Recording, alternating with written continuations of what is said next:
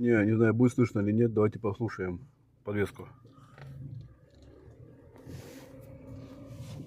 Второй включаем.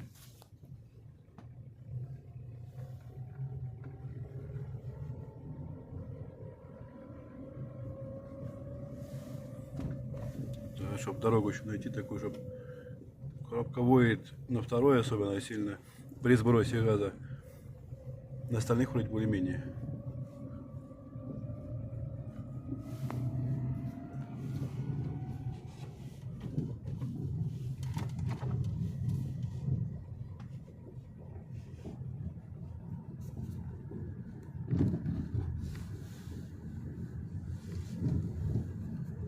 Не знаю, слышно или нет, но звук какой-то глухой, какой-то дробный такой, прям тыш так вот, блядь, хуярит.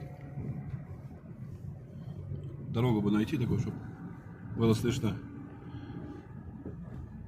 Сейчас разгонимся. О, ну-ка. Подвеска, конечно, жесткая, блядь, на ладе крысе.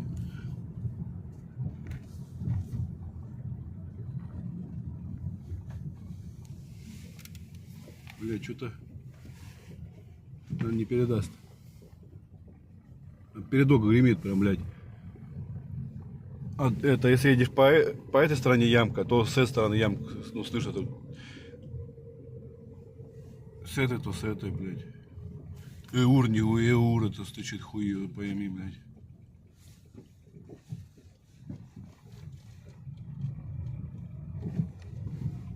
Температура, блядь, минус 10 на улице.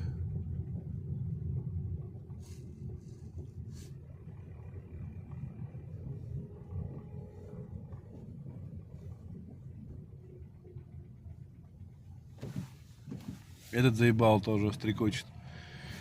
Постоянно. Абсорбер. Это надо, наверное, в идеальной тишине, блядь, тестировать. Стук какой-то, ебать. У кого Лада Веста Кросс, блядь, СВ, не СВ, наверное, похуй. У меня седан. Кого также гремит на мелкой неровности, блядь. На стыках, блядь, гремит подвеска, ебать. Непонятный стук, блядь. Отпишитесь. Очень интересно. А, кстати, еще фишку одну хочу вам рассказать. Когда загорается ошибка света, у меня загоралась, наверное, за все время, за пробег 6500, раза 4-5, наверное. Как ее быстро убрать?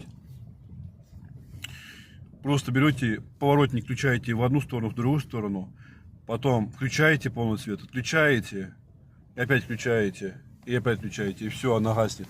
Не надо клеем скидывать, там, блядь, заглушать, вот это вот. Тема рабочая мне вот постоянно помогает. Блядь, стук какой-то такой знатный, блядь, стук. Блядь, аж некомфортно, блядь, машина 1 800 000 стоит, сука. Без ESP. Ну, это с учетом сигналки, антикора и ковров.